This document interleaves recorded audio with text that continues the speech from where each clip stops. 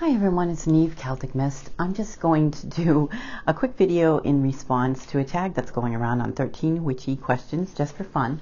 I first saw Maddie do this, and then he mentioned that this was originally started by Whispers of Three, and that made me go over and look up her channel, and she's just starting her YouTube videos as well. And I just decided to do a quick video and answer the questions because I thought it would be fun.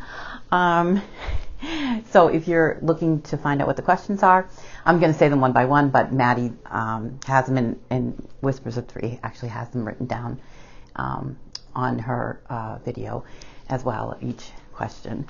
But like I said, it's just going to be a quick response. And here we go. Number one, are you out of the broom closet? Are you completely out of the broom closet, I should say. I am to my immediate family. But as far as outside, not even, like a friend may have an idea of my interests in tarot and crystals and herbs. But have I come out and told that person that I'm an actual witch? No. My career, my job and my career, my work life, it's nothing that I could be sharing, although I did have my manager for the first time because I've worked there now almost 5 years. And last October we were just talking about getting ready for the Halloween party at work, and we were going over ideas, and then just out of the blue she said, "Are you a witch?" And she really surprised me, and I just kind of looked at her and I said, I thought for a moment and I said, I refuse to answer that question on the grounds, I'm going to plead the fifth on the grounds I may be incriminated. And she just kind of laughed. So I don't know. I think people, even though you think that you're kind of like hiding, I think you probably give things away. Probably my jewelry, and just my overall interest when it does come to, Samhain, although when at Halloween time, I kind of I probably kind of shine. So yeah, so I would say it's not something that I share openly outside of my immediate family, just because there is still some stigma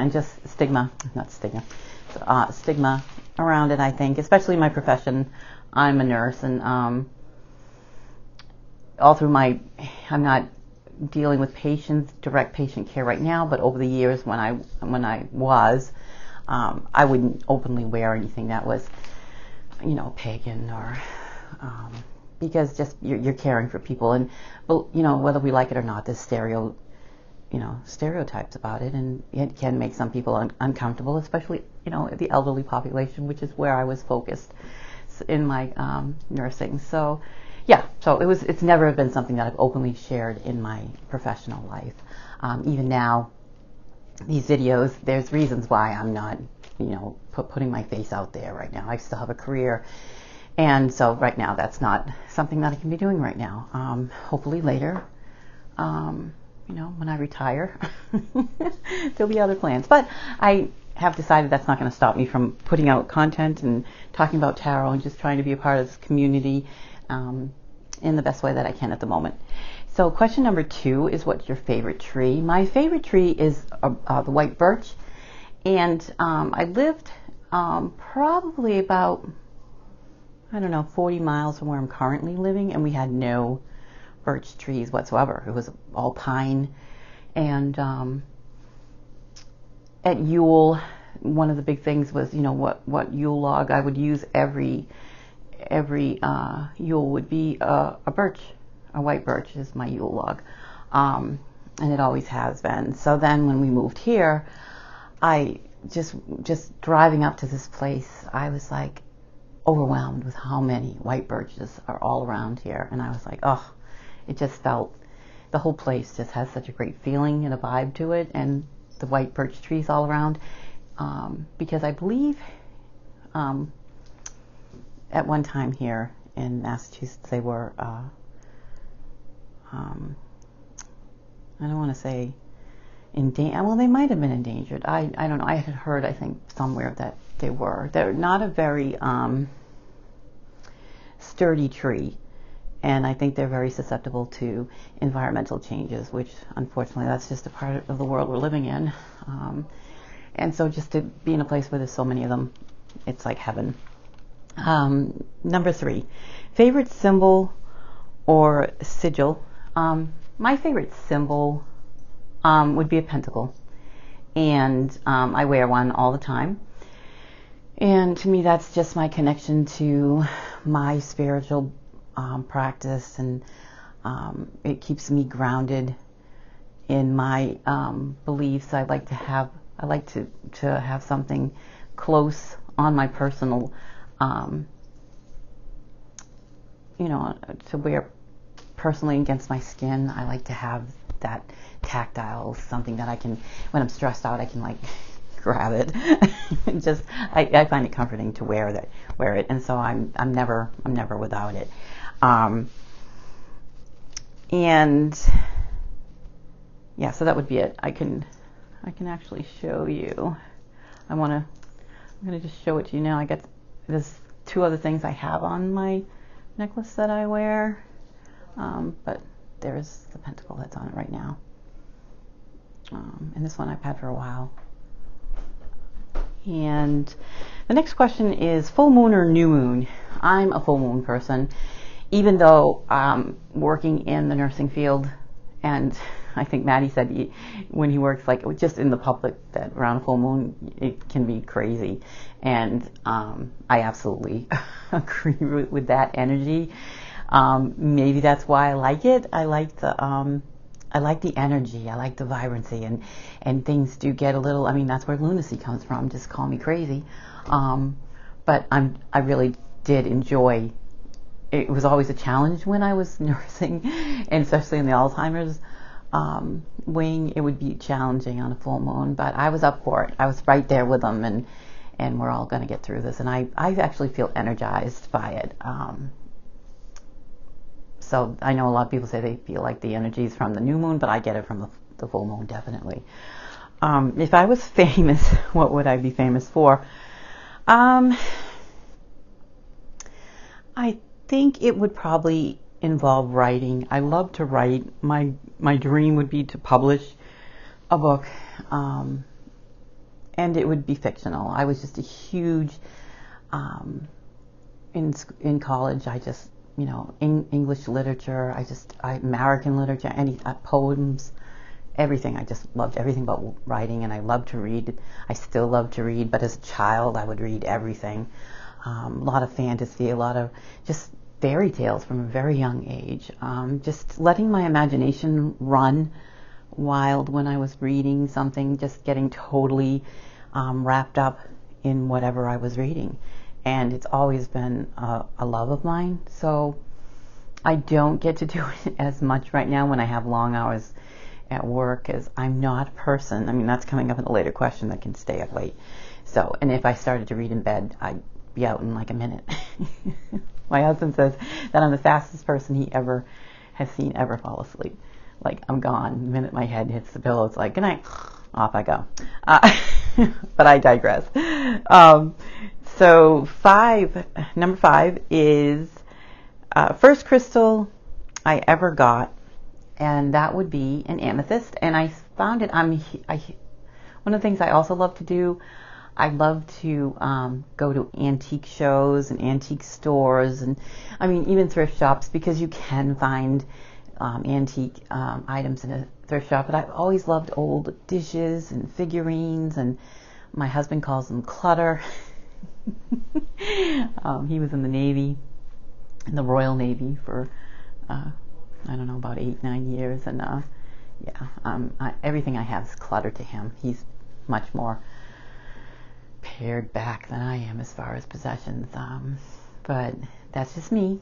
But this was the first, and I found it in an antique fair, and it was originally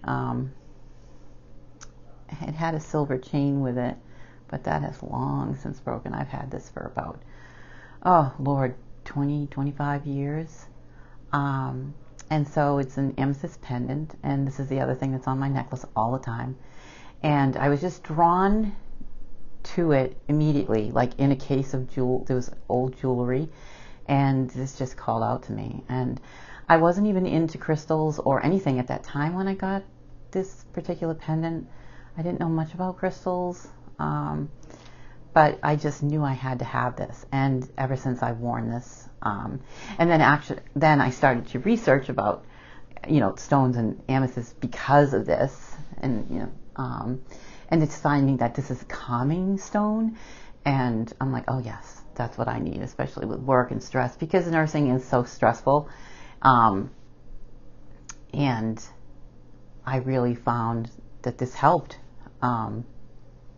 So that was my first stone, and I really started my journey on researching crystals, and the different properties they have really started back then. But and next one, favorite bug, number 7. Sorry, I'm sorry if I'm not even saying the number. Number 7, favorite bug or critters. My favorite bug is a ladybug, and that was the other thing about this place that we're now living in, this house. We have tons of ladybugs, and I really didn't have that many where I lived before, even when I was a child. Maybe on the odd time you'd see one, but not a lot. But there's tons of ladybugs here, and I started to research them because I noticed when we first moved in here, it was in December when we moved in, and there were ladybugs everywhere, like in the corners of the house and in just weird little places. And so I started to research about them, and I found that they actually do come indoors for the winter and hibernate, and they kind of like, yeah, we're coming in your house. And I mean, a lot. There have been a lot. I mean, we find them, like, we have these sconces, light sconces on the wall, and they'll get down inside the sconces, and you have to empty them out. And I mean, there's a lot of them. And then unfortunately, a lot of them they just seem to die on their own. But there's still a lot that are alive, and I don't have a lot of houseplants, but I'll find them on the houseplants, and I don't know if they kind of go into like a kind of a slower metabolism or something. That part I didn't look up, but anyways, I look at them as good luck, so they don't freak me out. But if they were like ants, I would be freaking out having that many ants in the house.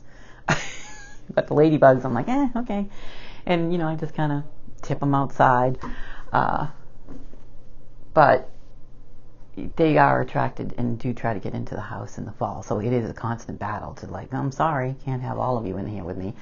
But some are in here, and the ones that do make it and stay in and are alive, they share the winter with us, and then in the spring they all start heading out again, and they're all outside. So it's kind of weird. So it would be ladybug. I don't like spiders, so let's just put that out there right now. I'm not a big spider person. No. So it would be, my favorite bug would be a ladybug. Number 8.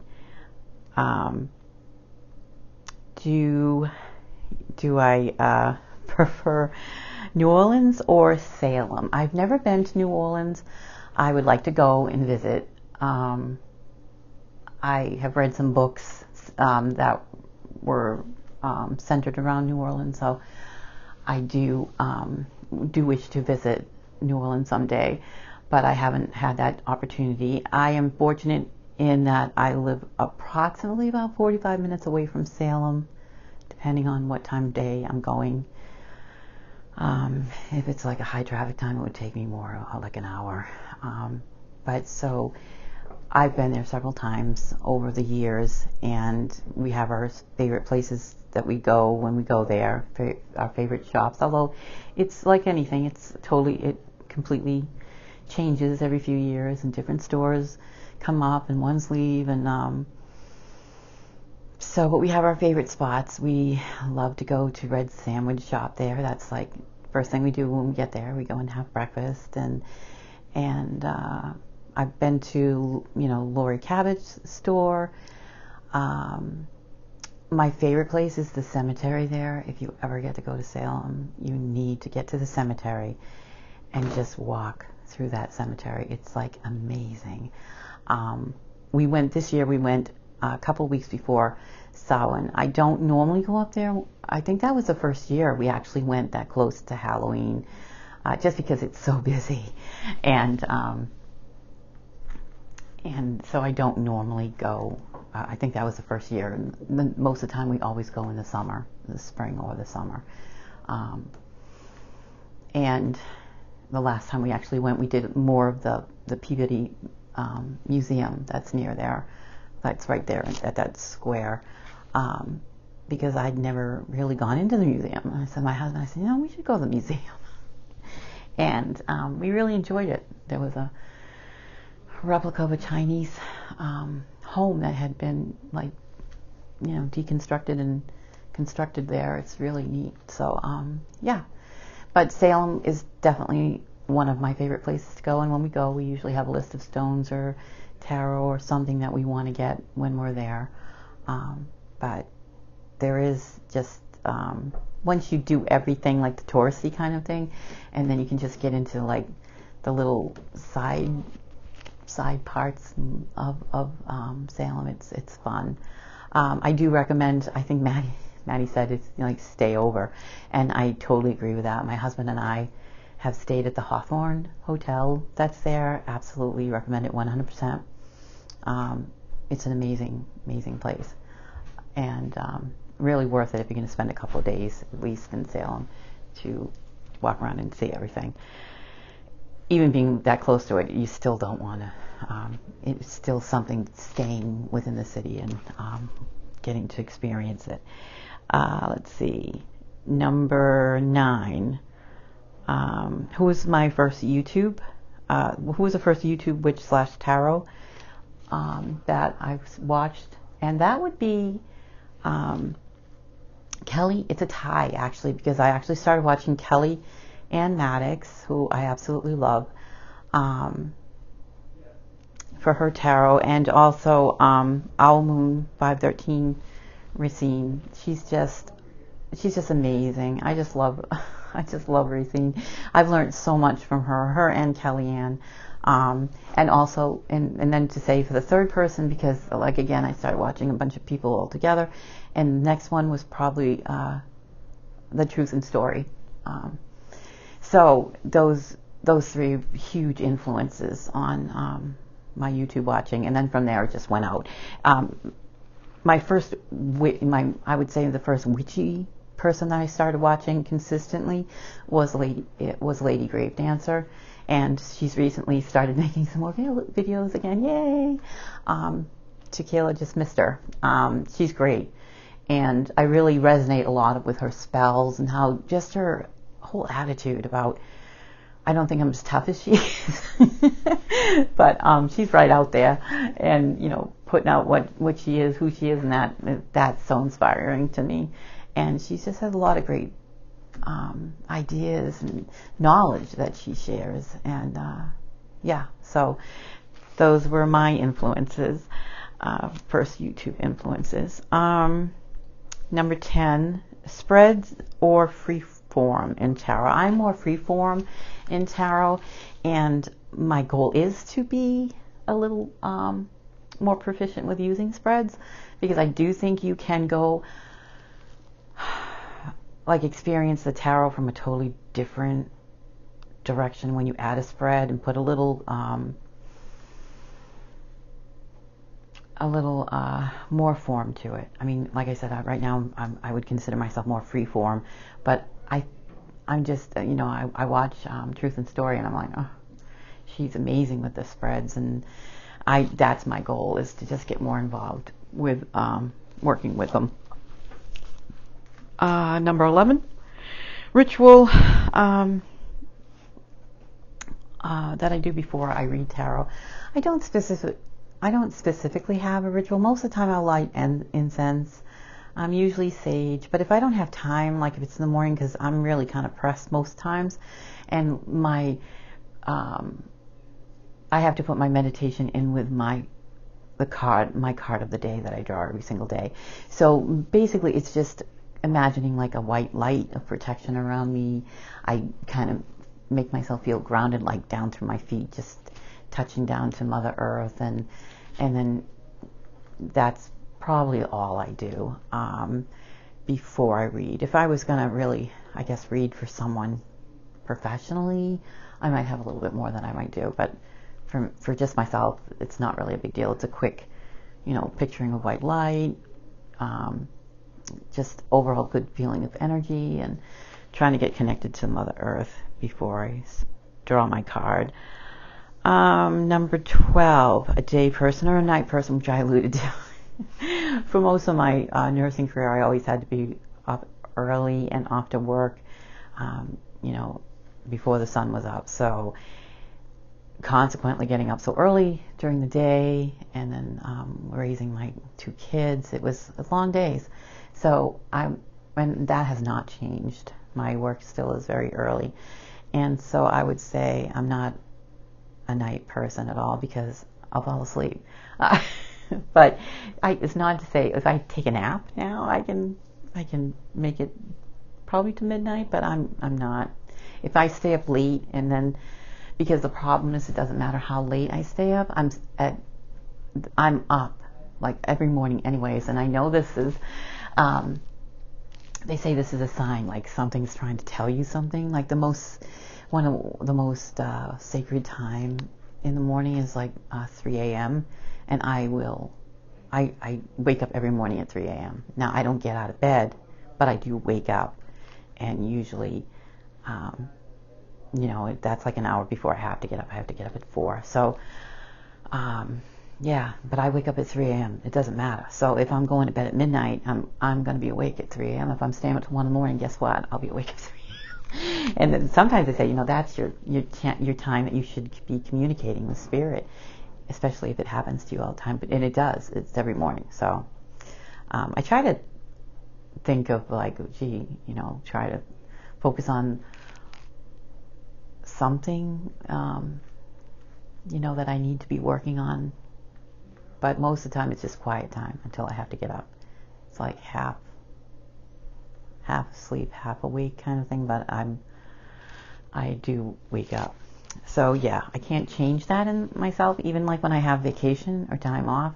My husband will say like, oh, you can sleep in. I'm like, I just can't sleep in. And I don't know if it was Maddie that was saying you're afraid you're going to miss something. I just feel like I think maybe because it's my whole working career, I'm thinking, oh my God, so much to do. I got so much to do. I can't be hanging around in bed. If I slept till 6 o'clock, I'd think, oh my God, half the day's gone. So yeah, definitely I'm a day person. Number 13, left-handed or right-handed? I am actually a little bit of both. And I write with my left hand, I eat with my left hand, but I throw a ball with my right. And I kick with like my right foot. Anything I have to do, like open a door, turn a knob, anything like that, it's all with my right hand. That would be my strongest hand, I would say. Part of that, I think, is because when I was a toddler, my mom said that she was helping me out of the high chair, and I slipped and I fell, and the way I landed, I broke my collarbone, and I couldn't use my right arm. And you didn't really set those. You can't really set a collarbone, but it took a long time for it to heal. So I started using my left hand a lot. And then when it came to writing, I just started writing with my left hand. But then afterwards, I started to use my right again. And so I would confuse people, especially in sports, because, they'd always hand out the gloves according to if you were right-handed or left-handed. And they'd always ask me, and I'd say, well, I'm left-handed. And so then they'd give me the right-handed glove, because you'd throw with your left normally and catch with your right. And I'd be like, wait a minute, I need to throw with my right. And they'd be like, I thought you said you were left-handed. Yes. What's the matter with people? Why don't they get it? So yes, I can do both. I like I said, so in a way I do both. But like I write and eat with my left. That's all. So that's just a quick response. I don't know if it was quick. As usual, I'm rambling, but I did want to do this tag because it's just, I think, a great set of questions and a great way to get to know people as well in the community. And it was kind of fun just seeing where everyone got their start and where we are as far as in the closet, out of the closet, or what we actually, what our favorites are. And I hope that to participate in some more of these because they're fun. So blessings to everyone, and I hope to see you soon. I am going to be doing a video in response to Simon's "What was your first tarot deck?" and I'll probably be doing that either later today or maybe tomorrow. But until then, blessings to you all. Thank you.